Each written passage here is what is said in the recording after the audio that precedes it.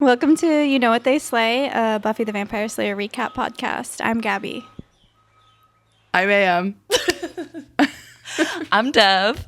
We're getting silly for this one. This is a silly one. This is season 1, episode 6, entitled The Pack. The first thing I wrote was, so we're right back to Monster of the Week. Like, we couldn't get any plot progression too quick. So here we are. All we got was a sexy, action-packed, shocking plot twist episode. It was dark. It was gothic. Gothic. It was gothic, for sure. Not to jump ahead, but I think I'm going to give this one a high rating. Really? I was like, this is going to be my first mid-rating. This is going to be my first mid-rating. But, like, high points for all the sexy Xander in it. Sorry. I hate to say it, but... My feelings about it are going to develop as we discuss it, and we'll see where we get at the end. That's why we do the ratings at the end, Am. So. Okay, sorry. Them's the rules. Don't get ahead of yourself. Where do we start? So we open on Buffy. She's walking. She's outside, and she's wearing an adorable Daphne from Scooby-Doo vibes outfit when she's confronted by a pack of aggressive teens who we don't know yet. We've never seen these guys, right? Right. I don't think so. They say, oh boy, it's Buffy and all her friends, which is a funny roast because she's alone, kind of implying that Buffy is bullied here, which I don't know if we've really seen Buffy to be an unpopular kid at school before this point. Yeah, we haven't. And that's why I was kind of like, okay, these jerks just bully anybody, because if you're bullying Buffy, and they're bullying her over stuff like, oh, you're so tough, watch out, she'll beat you up. And it's like, isn't that what makes someone cool? Isn't that what the kid, like, that's what the edgy kids like? Yeah, they'll bully literally anyone. Yeah, they're stupid. As we see. It's crazy also how, like, the girls in the group, like the hot, scary girls, totally look like lesbians. And I was like, this is what the hot girls look like. Yeah. I was like, y'all are gay, but, like, they're not going to bully them for being gay, progressive. They're going to bully Buffy for being tough. So extremely confusing stance from the bullies. Also, this is like the hot, stylish haircut for a woman at this time, I think, is this short, PC cut, which I love. Yeah, it's really good. The whole group is giving androgynous to me. They're like androgynous, tall, model-esque teens who are really mean. Extremely bisexual bullies. Yeah, they're like, what do people call it? It's like a fashion trend, model off duty or something. They're all serving model off duty in like a major way. Okay, you guys are kind of making me like them, actually. I like them. Kind of on their side. I have Stockholm syndrome. I'm into them. They are like genuinely like my scary. Worst fear. Yeah, no, I would hate to encounter them as a student. Oh my god, but AM, like, you would fit in with them, not based on attitude, looks alone, like solely looks alone, and attitude. I mean, you could if you had to, like, if you had to. I mean, I'm a Leo, so the problem with me is I will follow the pack, even if the pack is a bunch of a-holes. Oh. Well, maybe you'll end up leading the pack. That's untrue about you as a person, though. Yeah, it is untrue about me as a person, but it's true of my stereotype. Mm-hmm. Which is so true, we're going to run with which that. means it's real. Yeah. Yeah. Okay, so we're at animals. Speaking of the Sunnydale Zoo. Yeah, we're at the zoo. We're on a field trip. Buffy, after walking alone, is joined by Willow and Xander. They've just viewed the zebras mating, which is awesome for them. And Buffy at this point complains that she's bored of the zoo because she's like always going on field trips. She went on a bunch at her old school every year. Like, my thought on this, a yearly field trip to the zoo sounds amazing. I didn't go on a single zoo field trip throughout my time in high school. Yeah. I went to Six Flags, and I think they have animals there. Can't remember. Ugh, grim. Really? I snuck in a banana bread edible, so it's not really coming back to me. But, like, I would just love to go to the zoo. Like, I don't think I would be bored of the zoo if I was going on a weekly field trip. So no, I was like, this looks sick. I love this field trip idea. I wish that we did more of this in high school. And also, the kids just get to roam free. And granted, they are bullying each other, which is terrible. But, like, Mr. Flutie is just kind of letting them roam free and kind of catching them when they like bully each other in front of him.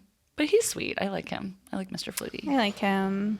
I'm thinking of this line as like a very establishing character trait of Buffy's, is that she is not an animal person, which is fine. Unexpected. And then on those aggressive teens note, we see the pack of aggressive teens again. And they go bully another nerd who looks a lot nerdier than Buffy. His name is Lance. Have we seen Lance before? No. I don't think so. No Lance sighting up to this moment. Mr. Flutie, Principal Flutie, stops them in the midst of bullying Lance and asks, "What are you doing?" But Lance covers for them, so we are able to escape Mr. Flutie's clutches. But Lance is not able to escape the bully's clutches. Also, I just want to say that the cuts to the monkeys are like extremely White Lotus, which is sort of setting us up for something like freaky and bullying to happen in a major way. That's so true. Not only they're implying that he's like kin with the chimpanzees, which is somehow supposed to be a mean thing. Yeah, seems like really cool. That's like a beautiful, beautiful animal. Yeah. And I was just going to say, it goes to show that Mike White is like a piece of shit personally and professionally, because that means he's plagiarizing Buffy. He ripped off Buffy. They were way ahead of their time. Yeah. That's so true. This actually does share a lot of themes with season 3 of White Lotus. That's crazy. Yeah, high key. You think, I don't know, I thought for a second that in Lance covering for them, he's truly earning their approval, because he then scores an invite with them to the off-limits hyena house. Yeah, that's true. But then they are like in the hyena house trying to actually feed him to the hyenas as a joke, like as a prank. And I was just like, that's the most insane like little prank on a nerd that I've ever heard of. Like, that's so cruel. And so I'm like, okay, these people are sick. Like, that is awful. And Lance is like just a regular guy. He's so sweet. He didn't do anything to them. And they're like hanging him over the edge of the hyena enclosure, which also the hyenas are completely off limits too. So they have like some unknown reason for being off limits. Yeah, in revisiting this, I'm like, that is a really bad enclosure for the hyenas. I feel like they should have a full glass, bulletproof wall there. Completely. Yeah, it's like chest height, like fence with railing that kids can easily just lean over and put their little mitts in. And it seems mean, like, I don't know, any animal, I guess this is the whole zoo is mean, but any animal that's meant to roam, like, that's just so fucked up, putting it in a little enclosure in the middle of a city. I don't know about that. Zoos are actually really good for animals. At large, just as a phenomenon, zoos really help animals and conservation. Just something I want to know, although conditions could be improved. It's a common misconception, because often the conditions are not perfect. And what we should do to help is continue to visit the zoo, donate to the zoo, etc., and not defund zoos, not get rid of zoos, because they're really important for conservation. Anyways. True. And I remember that an animal guy told me, he was like, animals in the wild are like stressed out literally all the time, but animals in the zoo or animals in your house are like not stressed out all the time, because they know they're going to eat and they know there's no predators. That's right. So that brings me much peace. They just need a big enough enclosure and they're good. Yeah. And some treats. Which maybe the hyena house is not good for, but they do have a little treat being offered to them. With this like 15-year-old is outside noticing that the main kids are pulling Lance into the hyena house, and Xander intervenes, following them into the hyena house. Will and Buffy are also like shooing after him and try, but the zookeeper stops them, and here we get a little lore drop. The hyena house is quarantined because the hyenas just arrived from Africa. He says, keep out even if they call your name. Okay, that's like a thing hyenas supposedly do in the wild is they like will, you knew about this before this episode? Yeah. Like they will entice or like confuse their prey by like making sounds in the distance that like mimic sounds that you might be familiar with to like confuse you and you don't know where the sound is coming from. I don't they make think zebra they can, sound or something. maybe. Zebra. You know, I'm getting Zebra maybe sound. like maybe this isn't all the way true, but like they wouldn't be able to like say your name as far as I know. It's like, Or Deb, where did you their learn name this? Deb learned this from watching Buffy the first time around. Oh my God. It's like when you like are at a restaurant and have the waiter come up to your table and then the second time they come up to your table, you're like, do I know them? They look really familiar. And it's like, oh, from the first time I saw them. Oh my God. Oh my God, that did happen Okay, to me but when I was swear having like, oh yeah. I was having one of the most unhinged luncheons I've ever attended with my parents' friends, and I recognized the waiter from one of Ava's shows. Like they're this person who we saw at the like Berkeley Co-op show a long time ago, and I talked to them for like probably half an hour there, and then yeah, I was just like, I know this person, and they're like having to serve just like the kookiest adults you've ever seen in your life, and I'm just like, we didn't say anything. But then I ran into them again at a coffee shop and we broke the ice. So it had a happy ending. Okay, that's so cute. One time I ran into this guy at the Apple store and I was like looking at him like, I know you. And I was like, I just have to go up to him. Like, we're definitely like friends or something. I went up to him and I was like, how do we know each other? We had like years before gone to one concert together because he was Willie's older brother Sam's friend who I met once at a concert. And he remembered that. And we were able to, but it was just like, you, Gabby. this Yeah, is duh. not a normal thing to say hi over, and now we are catching up. No, but it was really validating that he remembered me. You're right. The last thing I'll say on this topic is that I was doing a random ass work errand in Richmond, California, and I had to go to this like printing store, and I was like totally lost and confused and just like walked into the door, and then the first thing I heard was like, "Hey, you're Anna Maria, right?" And I was like, "Excuse me?" And this guy was just like staring at me, and I was like literally squinting at him like this. For the listeners, I'm squinting and staring confused. And I was like, "Hi, I don't remember your name." He was like, "It's me. We went to high school together." And I was like, "Oh, fuck." And then like, obviously, as soon as he said that, I recognized him. But I was just like so frazzled that I was like, "Yeah, I'm just like here on a work thing. I just went to get a croissant. Like, yeah, hey." It was just being like super fucking weird. And he was like, "Well, cool, good to see you." And like walked away. That's so me in like an uncomfortable situation. I'm just describing what's happening, like what I'm doing. Here's like, how it's going for me. I'm like, I just walked in here and I'm at work and I don't know who you are. So I botched that one majorly, but that's okay. Oh my God, no, but you're just like Buffy getting a croissant. Because Just like Buffy. Oh, true. Buffy That also happens. is nomming on a buttery a buttery croissant. Deb, remember when we were at the park together and I ran into someone I knew from high school? He like came up to us and I was just staring at him like, who are you? But he had a full beard and he was wearing a hat when we were at and reflective glasses. Yes, when we were at the Flowers Park in Golden Gate Park. He was like, you're wearing a disguise. He was wearing a disguise. But I actually really did know him and he acknowledged that he was wearing a disguise. So thank God. Yeah. It took a second though. Yeah. Okay. So anyways. hyenas are actually much like this in that they learn people's names. And we skipped over a Exactly. major plot point, I'm pretty sure, which is that Xander and the mean kids and Lance are in the hyena enclosure. And all of a sudden, they're all making eye contact with the hyenas. And we see green flashes appearing in their eyes. And it's like they're exchanging souls.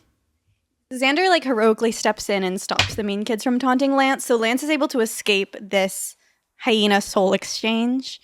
But all of the teens and Xander's eyes light up. I characterize this as yellow eyes lighting up. Could be debated. Wait, I saw green as well. Maybe our color schemes are different on the TV. Yeah, it could be a TV thing. Oh my God, that's fun. Or someone's colorblind and now we're just figuring it out. Yeah. No, I've taken a test before. I took a test. Me as well. I took a test too. Yeah. I had to for work. Look at that. Okay. Not this job, but, previous job. Anyways, they're under the hyena spell now. I know. We need to stop just like catching up. It's like, remember that time I took a really specific test for a job that no one else knows about? Yeah, this is okay, what you wait, pay for. Loved the...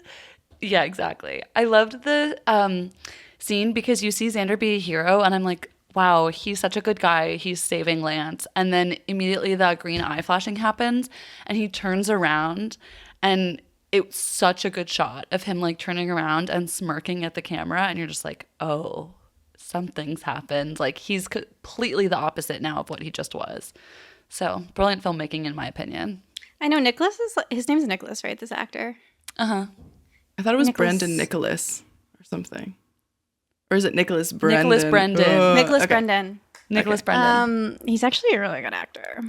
I literally wrote that in my notes too. I was like, the way he plays both sides and like pulls off evil Xander so well and like all of a sudden has this like energy that's totally different. I was like, okay, noting him down as a good actor. I was like, I'm kind of freaked out because I feel like he's low-key not acting in this like evil role. I mean, poor guy does have like 2 DUIs. Well, that is not evil. He's probably just like embodied. Right, he's like he's emboldened and experimenting. He's a young thespian.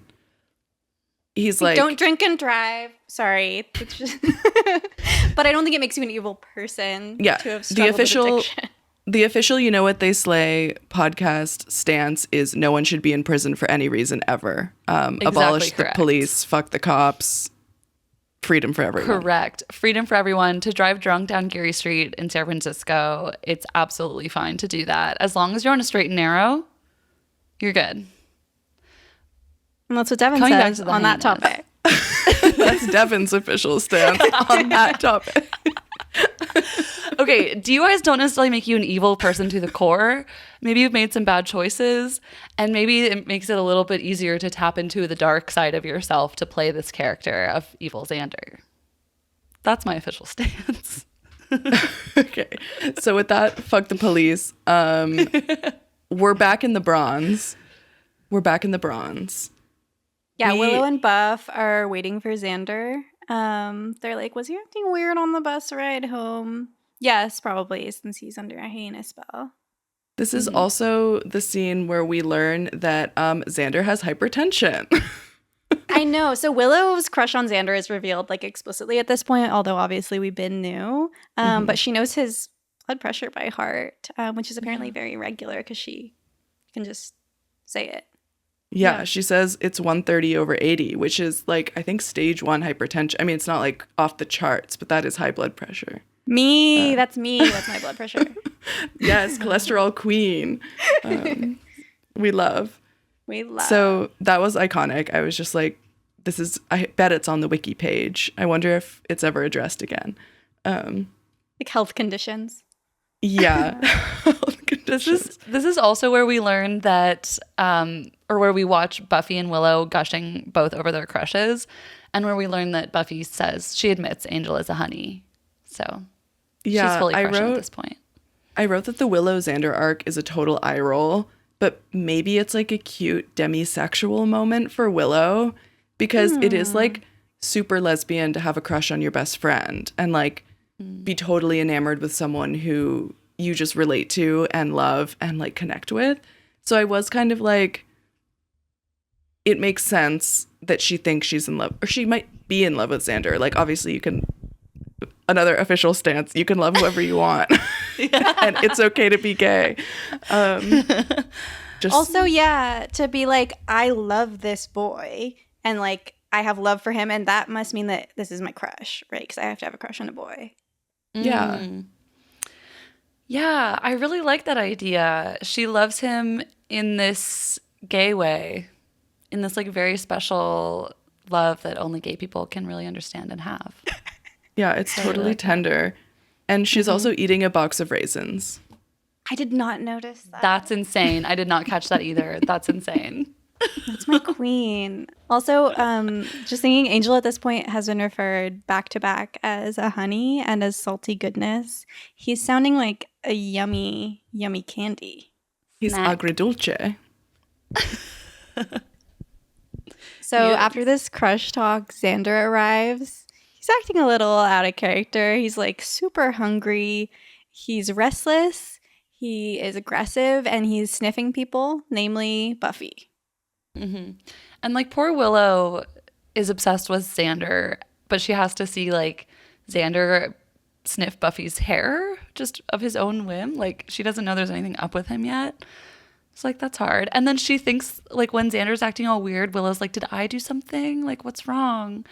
I'm like, girl, no. She's perfect. She's She never do anything wrong. She's being so hard on herself the whole episode. It like breaks my heart and is super relatable.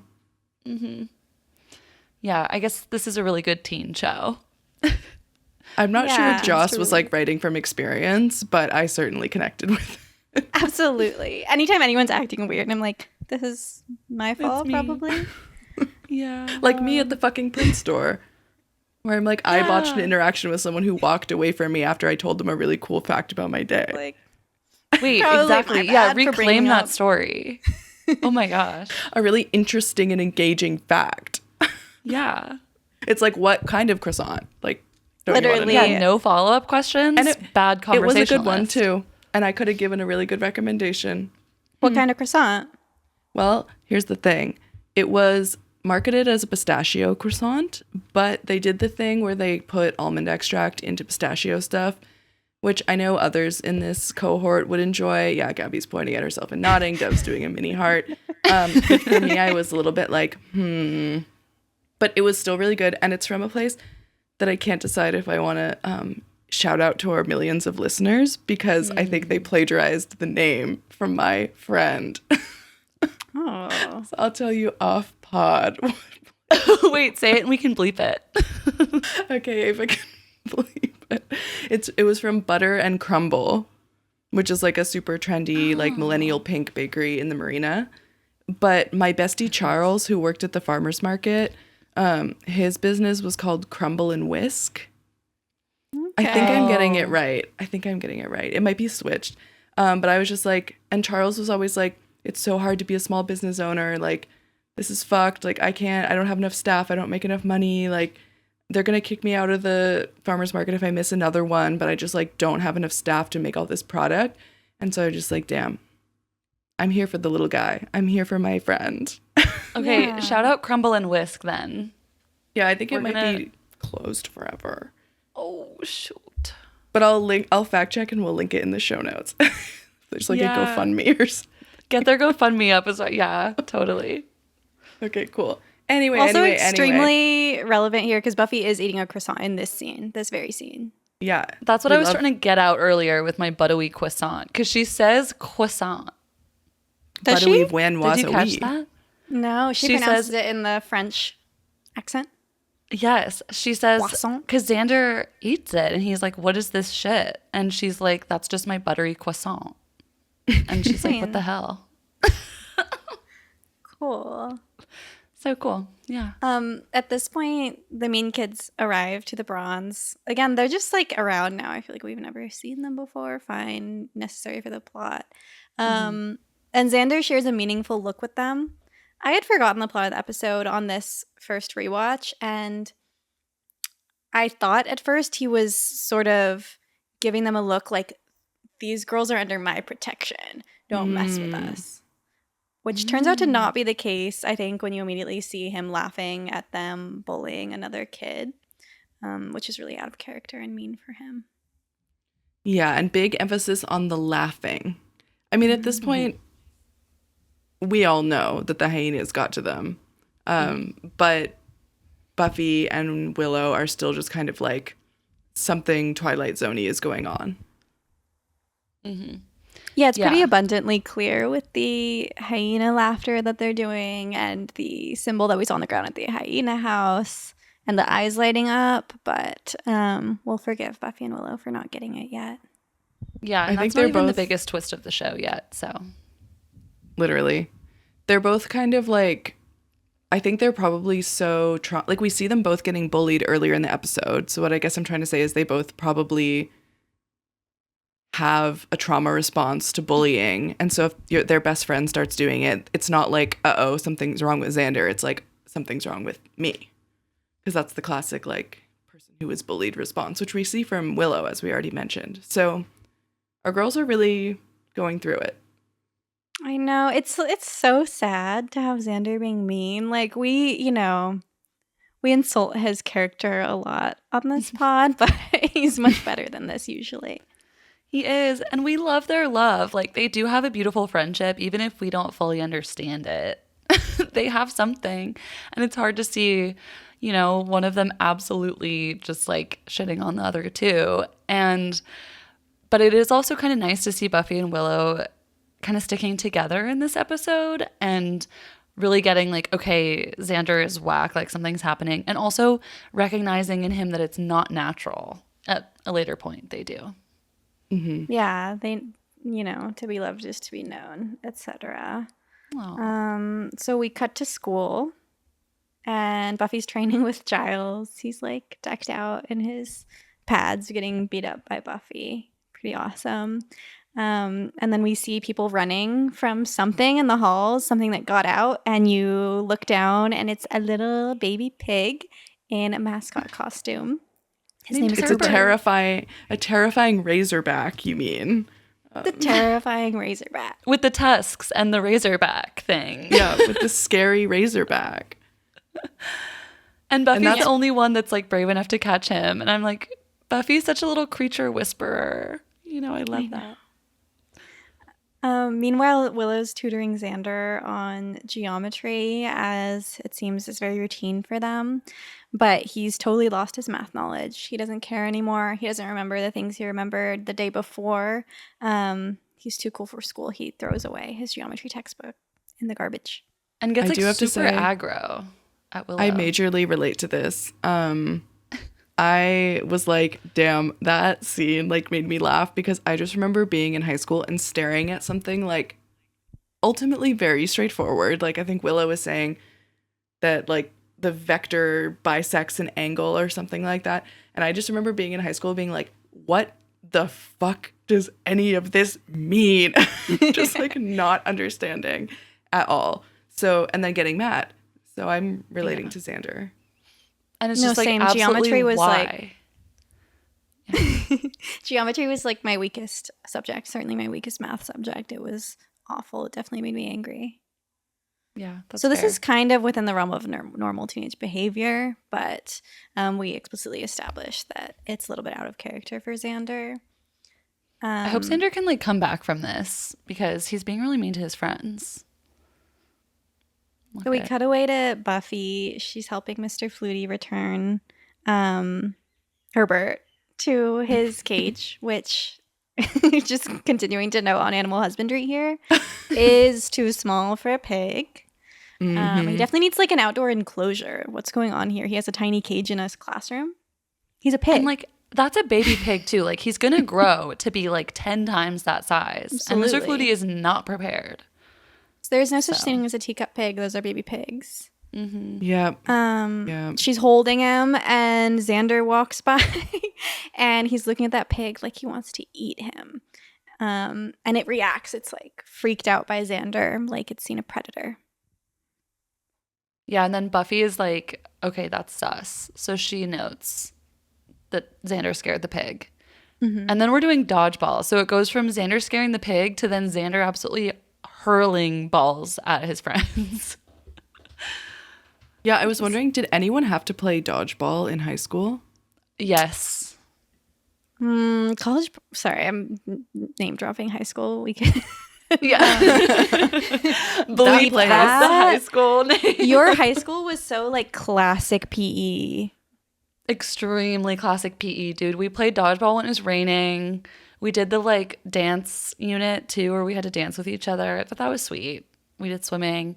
But yeah, the biggest thing was every time it rained or we had to do like gym inside, it was either like, okay, everyone just go crazy and play basketball, volleyball, or whatever, like in a separate corner, or we're doing like whole class dodgeball. And it was like this. Like, it was like this episode. It was hardcore. People got really into it. You really like knew who the strong people were during dodgeball, and you knew who the ruthless people were. And I got beat up by the balls. Did it hurt? Like, are they hard balls that they're using? No, we didn't play actually with the like rubber balls that they had. We had these like foam balls that were softer. So if you're throwing it like a regular strength, I guess, it's not going to hurt really. But if you're throwing it really hard, which like some of the people did really launch it, then it hurt and like hit you in the face. Like, that was terrible. But and the dodgeball with pain. These hard balls, yeah, the emotional pain, especially if you're like one of the last people there and you're getting singled out, that is horrific. That is some emotional pain. I would probably try to get out early. Yeah. I was always like, I want to see if I can make it though. But then you just get disappointed because like you can't make it. Not with arms. That's like the lesson these. of American high school. Yeah, thank God I never had to. That would have been really bad for me. Yeah, you guys went to like beautiful, nice, soft high schools. Well, I wouldn't say that, but I didn't have to do PE, thank the Lord. I only Every had to do high 1 school year has of PE. its flaws. You did what 1 year Cam? of PE. I only had to do 1 year of PE, and I put it off until my senior year, which was actually a really good decision because then it was like all freshmen and then like 5 of us who had put it off, and we ruled that class. Okay, see, that's epic. And you could just be like, this is a democracy. Like, no dodgeball is happening here. Yeah. No, it's actually a dictatorship. Okay. Yeah, I was going to say it sounds like kind of an aristocracy. Okay, yeah, fascism. No, we're really nice. But Xander and his friends are not, or his, mean kid squad are not being nice in dodgeball. Buffy's obviously really holding her own because she's the slayer. But Xander's doing really good and being really aggressive about it. He hits Willow. She's like, knowingly too. He's like aiming for her, cruelty in his eyes. and then Xander and the mean kids, who I, from this point on, have nicknamed the Hyena Squad, go all out hitting our favorite nerd Lance with a bunch of balls. He's on the ground. They're pelting him. Yeah, Gabby wrote in the notes, it's a brutal game. It really is. Quoting the PE teacher who is like adoring this like brutal display of like human violence for some reason. PE teachers are like this. They like sick. this type of thing. Sick in the head. Sick. But Buffy is like appalled by Xander's behavior, of course. But also I have to note that her hair highlights are absolutely slaying, and she looks like a pop star with her highlights and her like dark eyeliner and dark makeup. I was like, she looks amazing, and she's killer at dodgeball. So Buffy Did rocks. Sarah Michelle Gellar ever put out like a song or anything? Not that I know of. She could absolutely have had a little pop career, now that you mention it. And I'm kind of surprised she didn't. Yeah. Well, I was going to say maybe she can't sing, but like you don't have to be able to sing to have a song. Yeah. And also she was on the musical episode. That was like her voice. That's what I'm seeing. Okay, here's what she's credited with on Google for songs. 2015 Cinderella versus Belle Princess Rap Battle. Okay, we need to see that. something to sing about, Buffy the Vampire Slayer Once More with Feeling, 2002, and Teen Horniness is Not a Crime from 2020 on something called Southland Tales. All right, needing to hear that as well. Okay, teen horniness is not a crime. She does have, oh, actually there's another one, Overture, from the same song episode. So she has 4 credits. Queen. Okay, and one of them includes the word horniness. So It that's sure kind of does. iconic. I respect that she's holding back, She could have a pop career, but her passion is acting.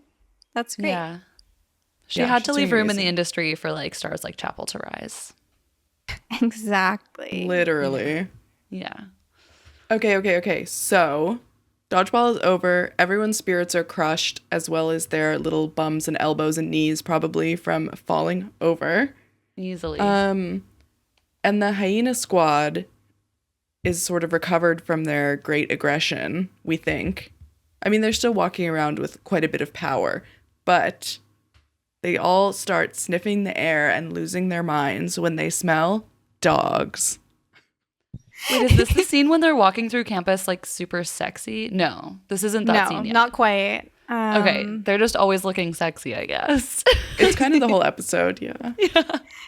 Yeah, you think they're gonna confront some real dogs, and thank God they don't. It's just hot dogs that they steal off some kid's table, and they just eat the dog barehanded on the hot dog. Yeah, they just want the meat. Yeah, I'm so sorry, dear listeners, but I skipped over an extremely important point. Before which Gabby this, can explain. Willow is confronting Xander, who is like, "Yeah, I know I'm acting different. I think it's because my feelings for you have changed." And you know, she's getting her hopes up. She's thinking he's finally developed romantic feelings for her in return, but he then dumps her as a friend, saying, "I dropped out of geometry.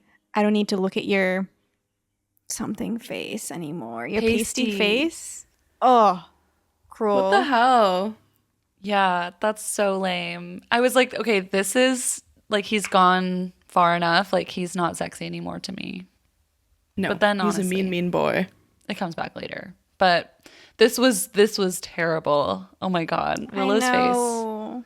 And Willow's so vulnerable to this at this point. It's like that's kind of her greatest fear. You know, I feel like she doesn't have the self-confidence that her friendship is worth something without her tutoring.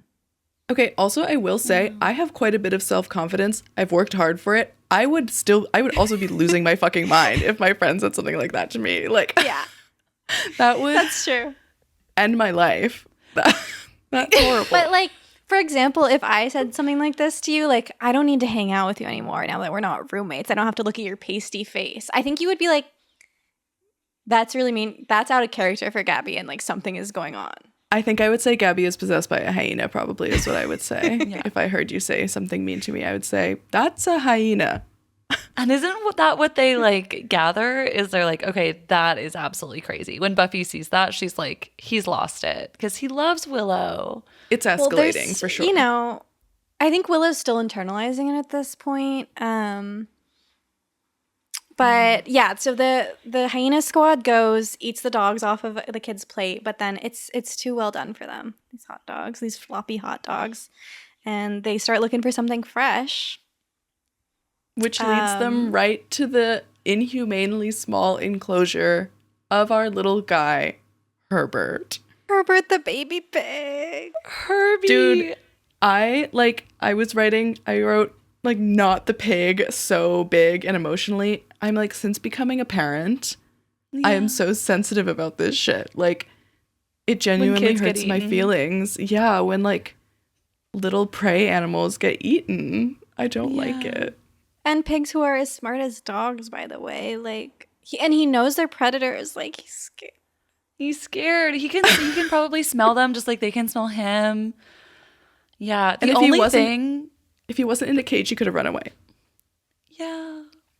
Wait, so true. Okay, because I was going to say something kind of dark where I was like, the only like way that this feels better to me is like he was going to have to live the rest of his life in this tiny cage at school and be like probably bullied by kids and like used as a prop in like school pranks and stuff.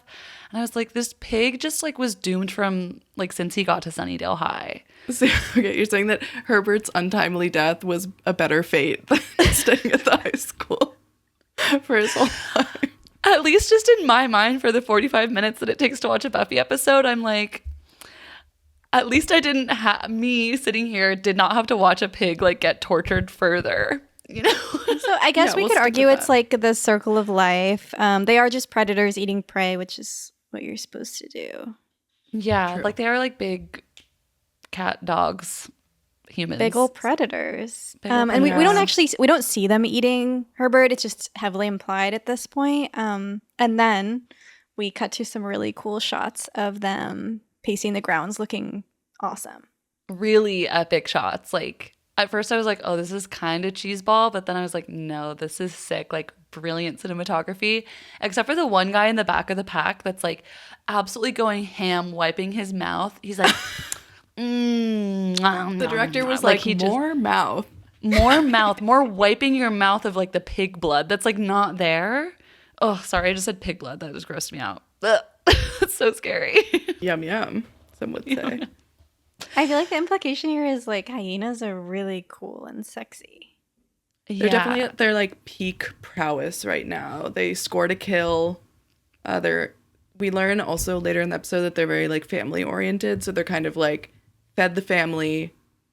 We're good. It's us against everyone else. Also, apparently, even though this episode is entitled The Pack, have you guys read this fun fact yet? No. Even though this episode is entitled The Pack, a group of hyenas is actually called a cult. Okay. Well, they chose the less interesting collective. But I get why they did, it's more the cult would have been known. Confusing. Yeah. But I guess it is kind of a cult when we learn more later about the primals. That's kind of a cult.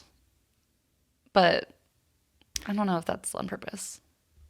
The thing I want to say about the like true minute and a half of these shots of the pack just like strutting around is that at first I too was like cheesy. And then halfway through I was like, yeah, I'm sold. And then I was like, maybe it's cheesy. And then right back at the end, I was like, never stop. Like, I wish this was the rest of the episode.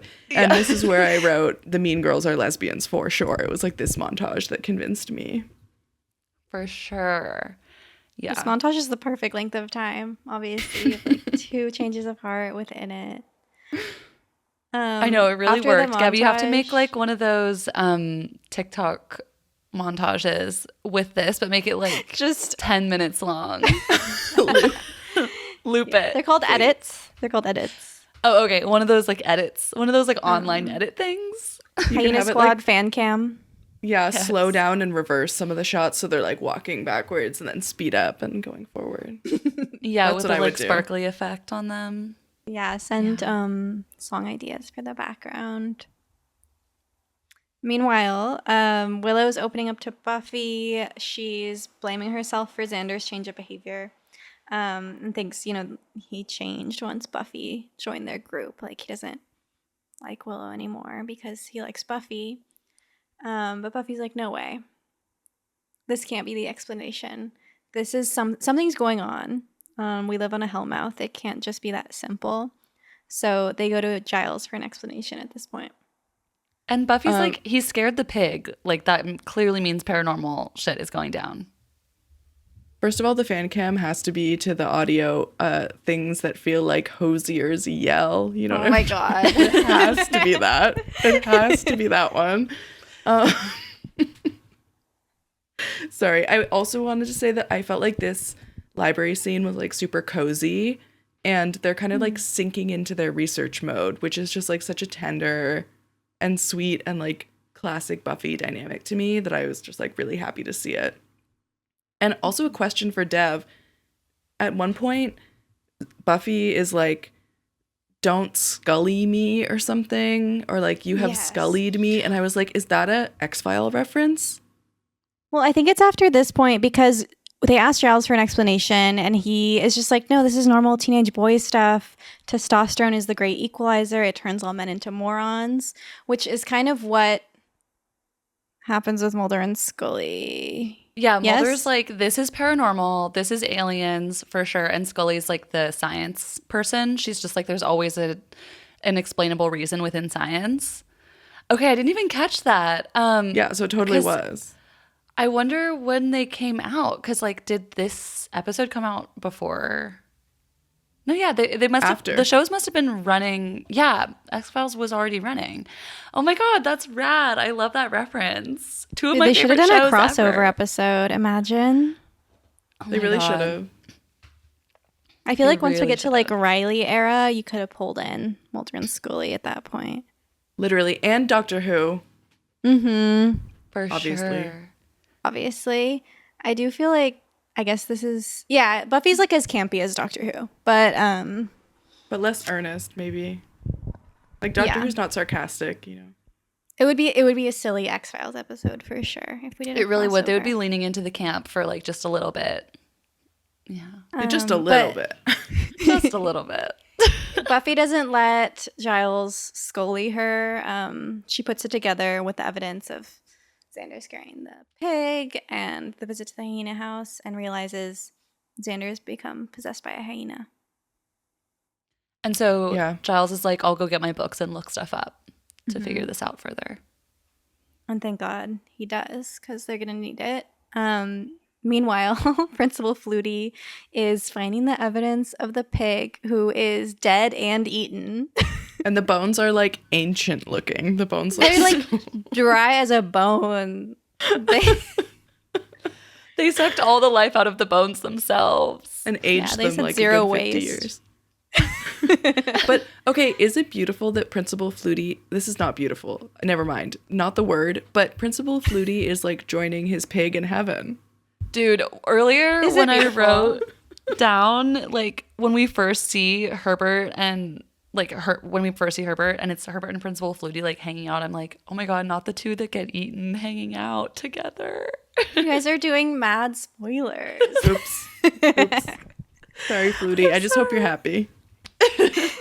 No, yeah, I mean, obviously Flutie's gonna get eaten. He realizes that it's the hyena squad who ate the pig, which is like kind of interesting that he was able to put that together. I think he's like, they were seen outside of the cage and then the pig is eaten. I don't know that I would assume that this being that left only the bones of the pig was these kids eating the pig. Like raw. Like was these teenagers all together eating the pig alive? It's crazy. Mr. Flutie, he probably has seen some shit. He knows. Yeah. R.I.P. to an iconic Italian-American man. I love you, Flutie. Salute. He's a great principal. Like, he's really sweet. He is. He's so sweet. And he, like, genuinely stuck with me. Like, when I remember Buffy in the early days, like, I remember Principal Flutie. And I'm like, oh, yeah, he was always around. No, he's gone too soon. Like, but his impact is lasting to where, like, he's a part of my memory when I think of Buffy. 100%. I know, like, that's my principal. Yeah. Okay, and meanwhile, Xander is doing something worse than eating the principal, which made me actually kind of shocked. I mean, I guess I'm not shocked it was the 90s, but, like, no content warning on this at all. I know. So Buffy has gone looking for Xander, and she finds her with clean bones. And then Xander confronts her. She tackles him. She's like holding him down on the floor. And then he flips them. So he's on top of her on the floor now and starts like getting sexually predatory with her. He's implying that this is what she wants in a man, is someone dangerous and mean, like Angel, he says. Mm-hmm. And now he just got mean. Yeah. So he's like, don't you want this? And it's like super gross and creepy and scary. And she's like pissed off too. So she's going to have to really beat his ass. I think we're scared for her at this point too, because you don't know really how strong the Hyenas squad is. She saw that they broke the cage from the pig, and at least I couldn't tell at this point, is she just being nice to Xander and trying not to hurt him because he's her friend, or is she genuinely being pinned down by him and like being held against the wall? He's acting really scary, and he's getting off on her being scared, and she does seem scared. But we can't tell if I can smell you getting scared. I was like, oh shit. Okay, the Slayer gets scared in these situations. Like, that made me worried for her too.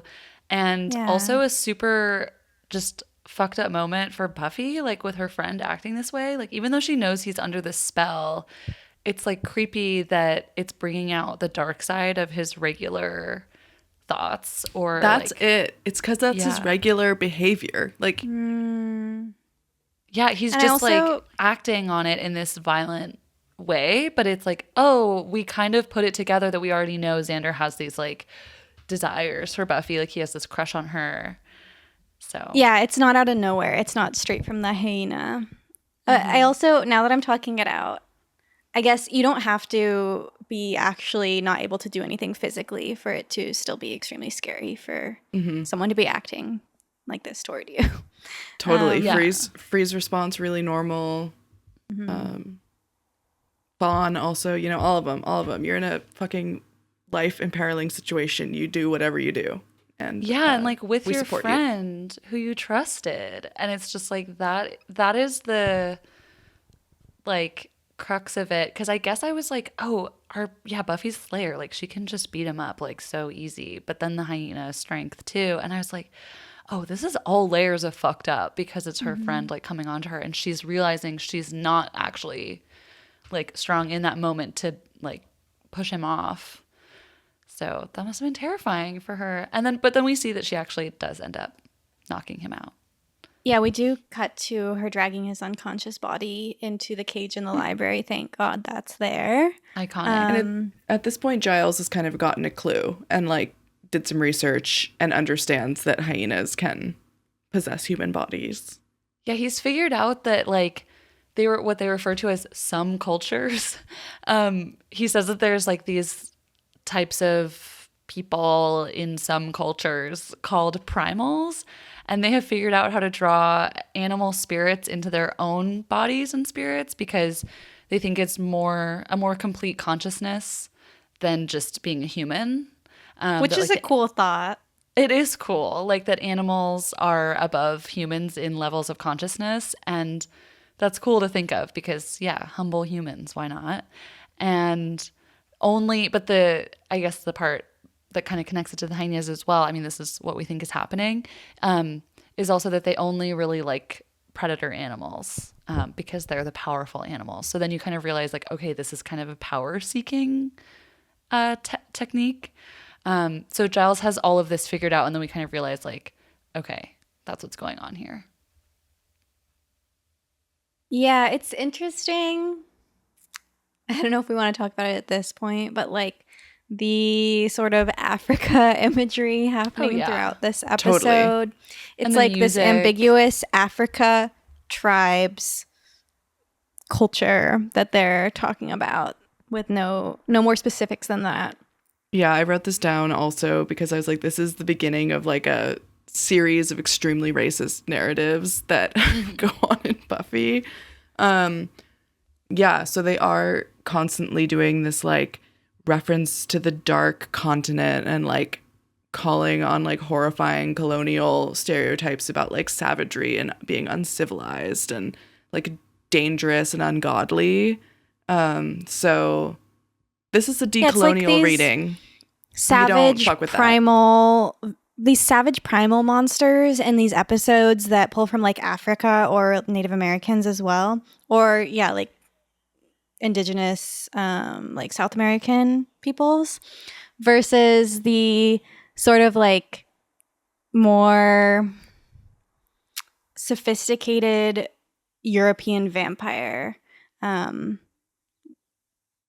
Master, for example, named after things like, what was his name? Aurelius. Aurelius. Yeah, the Roman. Aurelius. Mm-hmm. Yeah, Buffy is absolutely positioning the West on top of the entirety of the global South and also all of Asia. We see that happen too. Mm-hmm. So there's some dumb shit for sure. Oh, absolutely. And I mean, we have an all-white cast also in front of us that shows us time and time again that they do not know how to handle anything outside of like whiteness or European culture.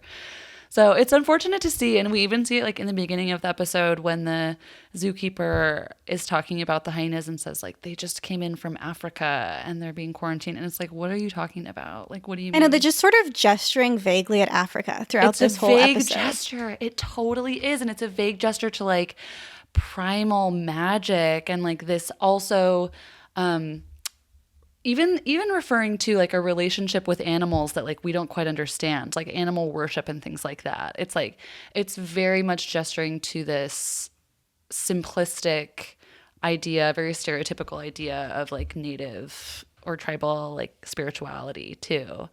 That's like disappointing to see. Yeah, as if the like hyena expert wouldn't give a shit to specify even the country that they came from. Right. Literally. It's like, that is extremely general, dude. They came from Africa? Like, what? Like, cool, also, I come from Pangea too.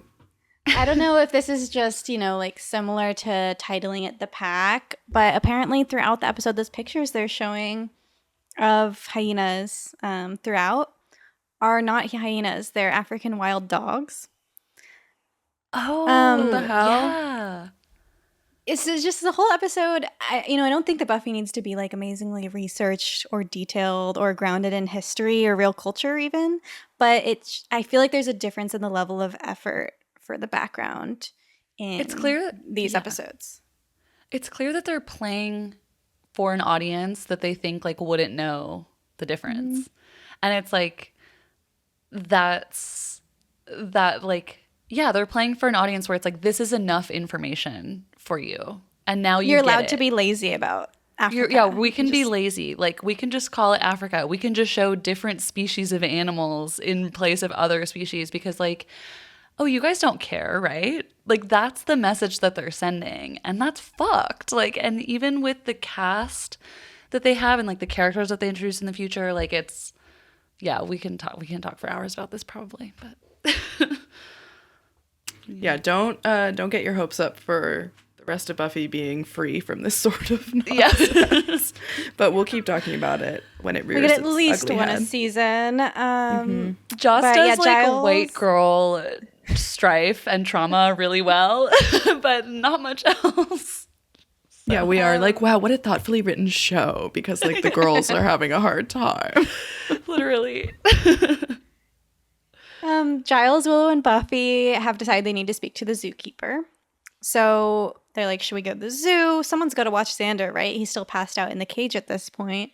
Willow volunteers. So they leave Willow babysitting Xander in his cage, which rings immediately as a bad idea to anyone with a brain watching this. We see then that the rest of the hyena squad is taking a really adorable nap in the woods, which I really liked, a post-meal nap after eating Principal Flutie. After eating Principal Flute. Yeah, they're all really cuddling up together, which is cute. And I was like, okay, they're being like hyenas, like they're in their pack mindset. It was pretty cute. But then this woman with a baby on her back walks up to them and they're like drooling over her. And I was like, fuck no, you're not going to show me like infant baby death on this show. Like that's insane. But she just runs away, so it's fine. Yeah, and they just go back to sleep. They're in a food coma. So relatable. They're doing a really good job acting too. Like the way they were just very convincing. The way they were like slinking around and laying and like cuddling. I just thought it was tender. I know. Did they hire like a group of models for this role? I'm really wondering where they came from. They kind of must have. Yeah. Okay. So we're back in the library and some evil shit is going down. Yeah, Xander wakes up from his being knocked out by a desk. And he's immediately like, well, as the audience, we're still like wary of his motives, but he starts being like super fucking manipulative to Willow. And I think you can hear it in his voice that he's not genuine. Because he's like talking all romantic and like looking at her through the bars and being like, I want to be with you because we know each other so well and like you trust me, right? Yeah, and he's like turning her against Buffy. Me. You know me, look at me. And he's like looking kind of sexy in this episode. Look at my body. Look at my paws. This is me. This is me, baby. So yeah, he's really coming on to Willow and lunges through the bars because he saw that she's keeping the key in her pocket. And thank God he doesn't get it. And this makes Willow realize, okay, he's still possessed by the hyena spirit. I can't trust Xander in this cage. Don't let him out. I think she kind of knew also. Like her reaction was a little bit like, okay, that was a test and you failed, you idiot. Yeah. Mm-hmm. Meanwhile, Buffy and Giles have made it to the zoo. They're talking with the zookeeper, the original one we saw, warning them about the quarantined hyena house. He's telling them that this breed of hyenas was worshipped by, quote, creepy guys, which is another way people are being referred to in this episode. Which I guess, whatever. He says something about a predatory act and a symbol that are needed for the transpossession of the hyena spirit into the human. And, as we saw, there was a predatory act of the teens cruelly offering up Lance the nerd to the hyenas. And there was also the symbol painted on the floor. How did that get there? How did that get there? Yeah, weird. But luckily, the zookeeper has ideas for reversing the transpossession. And him and Giles are kind of like broing out over like the paranormal shit that they both know about. And they're fighting kind of like, too. Oh, cute. And they're fighting. They're like trying to dom each other with like how many books they've read and stuff. Oh. I interpreted it more as they were like, they were broing out. They were flirting. Yeah. I guess either way they were flirting. Mm-hmm. Either way they were flirting. I can see both sides very well. Yes. And then they also realize like the zookeeper tells them like the hyenas always stick together. And so they'll go hunt down one pack member if they're lost. And so then Buffy quickly realizes that her leaving Willow with Xander means that the pack is going to go find Xander and they're going to like take out Willow for sure. So Buffy and Giles like head back to the library where Willow is already like fending for her life against these other hyena guys. I know they've broken through the like tall windows at the top of the library and jumped down. Yeah, She's and they're hiding also in the calling. school. Yeah, they were calling her name like Willow. So like hyenas do. Yeah, back to my like absolutely like unfounded claims that hyenas like know your name or something. Who knows? Probably. Hyenas can actually speak, and they're calling Willow's name. They're stalking her by scent, notably. Yeah, they're stalking her by scent, and like you really think she's gonna get got, but then Buffy comes up from behind and like whacks the hyenas, beats them up. But the hyenas break out Xander, and they're like really like licking him and sniffing him, and so he's out, and then Buffy and Giles save the day for the moment, but then the hyenas are out, and then they are attacking people on the street. They're just on to the next thing because they're like, we need the weakest prey. We just want to eat. They're hungry again. So they're kind of easy to scare off, but it's because they have bigger and badder plans. They are fish to fry, if you will. Mm-hmm. They come across a family in a car, and they're going for the kid in the back seat, which is wild. The family's having an argument, I know the family's having like this weird argument. The infightal husband or whatever. Yeah, I like just remember this. I didn't even write it down, but I think they're leaving like another couple's house from dinner. This is my impression. And she's like, "You said she looks better than me," and he said, "No, I said she looks better." Yeah, and she's like, "I heard what I heard." Off. Yeah, maybe don't say that. Yeah. Anyways, is crazy. Thank God. I was afraid we would see the kid get eaten. Yeah, I thought the kid was going to get eaten, but he didn't. And then Am has highlighted this line I wrote in the notes. Luckily, Buffy gets there to save them, and Buffy throws them all over the place, epic style. Yes. Her little quip here, which she has not learned to not do, is, "Didn't your mom teach you? Don't play with your food." And she says that to Xander. Yeah, Xander is one of the hyenas. And she kind of hops off the car and like has the brainwave to lead them to the zoo, where she believes that Willow and Giles and the zookeeper are like setting up the ritual to get the hyena souls back into the animals. Yeah, and Willow's like, "Okay, I'm going to guard the hyena house. Tell you guys when I can hear them coming. Giles, you and zookeeper go set up the reverse transpossession." Giles goes in there.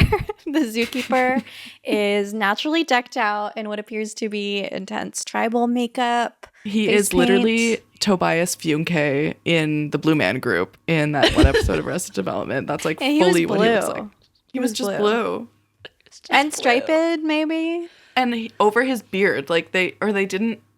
It was fucked up. I was like, shave the beard, put some Elmer's glue on it, do literally something. Exactly. Like this makeup looks bad. Yeah, I guess he was too focused on his predatory act on Willow because he was like tricked her into allowing her hands to be tied, and he held a knife up to her neck, and you think he's gonna slash her neck. It's crazy. Yeah, so Willow runs in there to help them, but at this point, the zookeeper has already knocked out Giles. He's evil. We get the reveal of why was the symbol even there on the ground in the first place. Obviously, the zookeeper was up to some shit. He wanted the power of the hyena souls for himself, and he quickly overpowers Willow and holds a knife to her neck to do the predatory act on her, to do this transpossession. I also think this is interesting. It's kind of like, okay, the villain isn't really the like general idea of Africa so much as this random white guy who like thinks he can harness this power. Yeah, Woke? I did. I was like writing about this because I was kind of like, I mean, it's absolutely like not thoughtful. It's like reflection. It's like on the way. on the power dynamic, but it does like accidentally almost like exempt itself. What's the word? Exonerate itself. It does feel very accidental. Like it feels like we are kind of like, oh, you guys kind of tripped and fell into this metaphor on colonialism, which is pretty cool, but also poorly done all the way around because it's like it's not trying to say that, but they are really giving us an example. Yeah. Yeah, they're just trying to write a twist, but it kind of worked out. And yeah, oh god, he's bound Willow's wrist and is holding a big old knife to her throat. It's actually really scary. It is scary. And at this point, Buffy has successfully lured the pack in there, and they run in just as Willow realizes it's a trap, with this knife to her throat. And it's chaos, but the zookeeper begins the ritual anyway. He doesn't slash Willow's throat, thank God, but he's done enough of a predatory act. The symbol's there. He sucks the teen's hyena spirit into himself. And you see the hyena He sucks spirit. the teens into him. You see it leave the eyes of the teens. You see them return to themselves. And now he has the power of like a pack of damn hyenas. But yeah, they're free. I know. He's like going to bite Willow. He's no longer even needing the knife. But Xander's back, and he's our sweet boy once again, and he tackles him. Yeah, he saves Sweet Willow as the zookeeper has his hands like around her head and is just about to bite her face. It's fucked up. And Xander saves Willow by throwing the zookeeper over the edge of the enclosure. Okay, don't give credit to Xander on this. Buffy throws him over the edge of the enclosure, Buffy throws babe. him? Yeah, oh my god. Xander does tackle him, but at this point, Buffy steps in, thank God, because, Xander we need her. We need her. And she grapples with him for a bit and then throws him over the edge of the enclosure. This is the second episode where Buffy vanquishes over the villain by throwing him into something dangerous, because she throws the preacher vampire into the incinerator, and now she's throwing this guy into the hyena cage. So I'm just like, awesome, like reuse the ending. I don't even give a fuck. And it's kind of iconic that like that's how they get rid of like a human villain, because she can't just like stab him in the chest and then he's there. Like he has to be thrown into the hyena cage and like absolutely eaten up by the hyenas. Totally. To me, it's kind of implied that it's an accident. Like she's fighting him. It's like the heat of the moment. She has to, like, he just goes over the edge and the hyenas eat him. Oh, I guess it is like the Steve Irwin arc of being like the most likely outcome is that the hyena keeper got eaten by the hyenas. Yeah. The Steve Dark Irwin stuff. God. At this point, Giles is just waking up from having been knocked out by the zookeeper, and he's like walking in all sleepy. He's like, Giles is always getting knocked out. I know, and thank God we got to keep him safe and away from harm. Yeah, exactly. He's an old man. He needs his sleep. So that is the end of the main conflict. We transition to the aftermath. We're back at school, and they're all talking about what happened. And Xander's like, "My God, I ate a pig." He's acting like he doesn't remember anything from the whole possession. He just remembers being at the hyena house to watching the guy with the knife at Willow's throat. Yeah. And then Buffy and Willow, like, extremely generously kind of go along with it. I mean, we think that they believe him, and he's like, I didn't do anything else, right, guys? Like, I didn't do anything crazy. And they both were like, no, you're fine. And so, like, Buffy just kind of has to choke down the fucking trauma that she went through with her friend. I know. And which is crazy. And even that, like, alone, because it's revealed right after. Giles approaches Xander and is like, I didn't read anything about memory loss in these animal transpossessions. He's like, your secret will die with me. So Xander's been acting, and he remembers, like, nearly sexually assaulting Buffy and stuff like that. I think, you know, like, even if he didn't remember, it still would be important to tell him so they could process this together and heal their relationship. Yeah, I did not like the solidarity of Giles being like, I know what it's like, or like, that wasn't something that anyone should ever be held accountable for. Like, that was icky. And I don't think he, like, even necessarily needs to be held accountable for it. Like, I would argue that he's not at fault at all for it. But just if you want to keep a friendship with someone who at least, like, something in their body tried to assault you, you need to, like, talk about it. Yeah, they need to process it. Yeah, agreed. And, like, Xander should start that conversation and be like, I actually remember what happened. Let's talk. And, like, so we can heal. I totally agree. Yeah, we should do a running series, like a segment on this show where we, like, model the conversations that should have happened. Yeah. Yeah, I guess it's just, like, not as funny if the show showed that. They want to be like, oh, Giles knows his secret. Yeah, I don't even know. Like, was it played for laughs? Maybe. But also just, like, it's so, like, it's kind of Giles and of Buffy to keep this from him. Yeah. Which sucks because it's, like, Buffy's responsibility once again, after being a victim in the situation, to protect his feelings. And she's kind of like, she takes the place of a murderer too. Like, she's just like, I'll hold it for everyone else. Yeah, all the damn time. All the damn time. And, like, it's kind of, at least I think how they show it is like, oh, this is protecting Xander and, like, his dignity, to just, like, pretend he didn't know, like, pretend nothing happened and move on.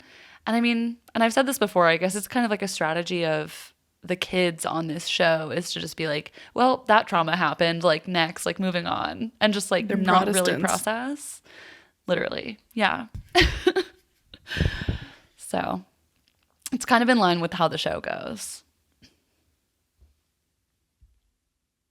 Yeah, it's a sad note to end on, but it does feel kind of fitting for the vibes of the whole episode. So how many steaks? I don't know. I'm like, this made me feel bad. Yeah, at the beginning I was like, thought I was gonna rate it high because I was just remembering, like, the character development, like the emotional ups and downs, and, like, the how Xander and Willow's progression, and also Buffy and Willow's, like, friendship progression really changes. But after talking about all the racism, I feel like I can't give it more than 1 steak out of 5. Yeah, maybe we should have, like, a separate category for the episodes. I don't know. There's too many that are racist, that are, like, egregious with it, where they get, a special racism out of 5. Mm-hmm. They could get, like, a real steak out of 5. Yeah, we're staking this episode. It needs some serious changes. We're staking this episode. Doesn't get a rating. I rescind even my 1 steak.